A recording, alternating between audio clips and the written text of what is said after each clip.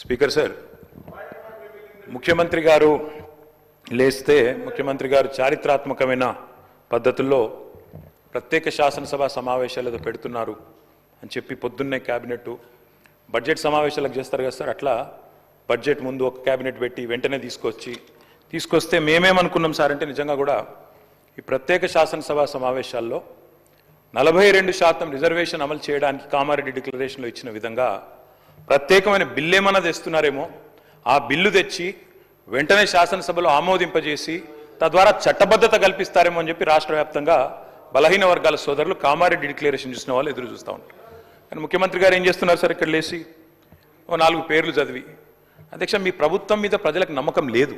ఎందుకంటే రేవంత్ రెడ్డి గారు మీరే చెప్పినారు, సమగ్ర కుటుంబ సర్వే జరిగినప్పుడు తమరిచ్చిన ఉపన్యాసమే మొత్తం యూట్యూబ్లో ఉంది, అన్ని టీవీలలో ఉంది. ఏమన్నారు సార్ ఆ రోజు? ఆ ముఖ్యమంత్రి చెప్తాడు సరే, ఎవరు పడితే వాళ్ళు వచ్చి మీ ఇంటికి వచ్చి వివరాలు అడిగితే ఇచ్చేస్తారా, అవులగాలు దివానాగాలు ఇచ్చేస్తారా అని మాట్లాడింది రేవంత్ రెడ్డి గారు, మేం కాదు. మీరు చెప్పిన మాటలనే ఎన్యూమరేటర్లకు చూపెట్టి చెప్పినారు, మేము ఇయ్యము మీకు వివరాలు, 57 రకాల వివరాలు అడుగుతున్నారు, ఎట్లిస్తాము మీరే అన్నారు ఆనాడు. ఎవరు పడితే వాళ్ళకి ఇచ్చేస్తామా వివరాలు అని మాట్లాడింది, అదే చూపెట్టి అడిగింది. అధ్యక్ష వాస్తవం ఏంటంటే అధ్యక్ష, సమగ్ర కుటుంబ సర్వే 2014లో జరిగింది. శాంతికుమారి గారు ఉన్నారు, రామకృష్ణారావు గారు ఉన్నారు, సందీప్ కుమార్ సుల్తానియా గారు ఉన్నారు. అప్పుడు ఇదే అధికారుల అధ్యక్ష, అప్పుడెవరు వేరే వాళ్ళు లేరు. సమగ్ర కుటుంబ survey, I'm saying this on record, I worked as a minister for 9.5 years.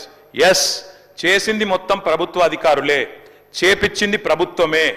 Yes, it is an official document. అందులో ఖచ్చితంగా మేము ఓపెన్ గా వెబ్సైట్ లోనే పెట్టినాం, అసెంబ్లీలో కాదు, చాటుమాటుకు కాదు, పారదర్శకంగా వెబ్సైట్ పెట్టాం. ఆ వెబ్సైట్ లోంచే పాయల్ శంకర్ గారు తీసుకున్నారు.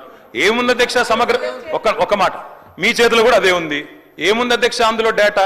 తేడా ఏంటంటే కేసీఆర్ గారి ప్రభుత్వానికి కాంగ్రెస్ ప్రభుత్వానికి అధ్యక్ష, సమగ్ర కుటుంబ సర్వేలో పాల్గొన్న కుటుంబాల సంఖ్య 1,03,00,000 కుటుంబాల అధ్యక్ష, 1,03,95,000. మొత్తం పాల్గొన్న ప్రజలు 3,68,00,000.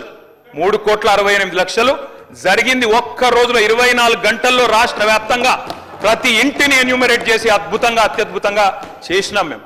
చేసిన తర్వాత ముఖ్యమంత్రి గారు నిజంగా ఎంత మిస్లీడింగ్ గా మాట్లాడుతున్నారంటే అధ్యక్ష, వారు అంటారు అధ్యక్ష ఇంతకు మించిన టాపిక్ లేదు అధ్యక్ష, వారు అడిగిన ప్రశ్న తప్పకుండా మా ప్రభుత్వం గతంలో చేసిన పని గురించి వారు అనుమానాలు తలెత్తే విధంగా ఏదైతే మాట్లాడినారో దాని గురించి చెప్పాలి అధ్యక్ష.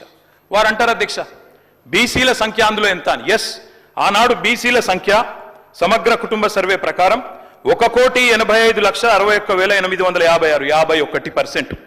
51% బీసీలు ప్లస్ అది కాకుండా ముస్లిం సామాజిక వర్గంలో ఉండే బీసీలను కూడా కలుపుకుంటే 10%.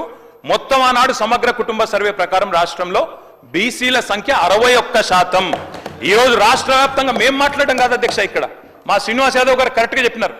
మీ కాంగ్రెస్ పార్టీ ఎమ్మెల్సీ చెప్తున్నాడు బయట, దీన్ని తగలబెట్టండి, ఇంకా గలీజ్గా మాట్లాడింది నా మాట అన్న, తగలబెట్టండి అన్నాడు. దీన్ని తగలబెట్టండి ఈ నివేదికను తప్పుల తడక అని కాంగ్రెస్ పార్టీ ఎమ్మెల్సీ చెప్తున్నాడు, మేం కాదు. రాష్ట్ర వ్యాప్తంగా బలహీన వర్గాల సంఘాలు చెప్తున్నాయి. ఏమని చెప్తున్నాయి అధ్యక్ష?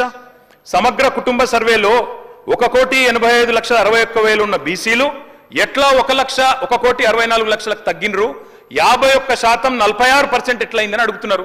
శంకరన్న కూడా అదే అడిగింది కదా అధ్యక్ష, తప్పేం అడిగిండు?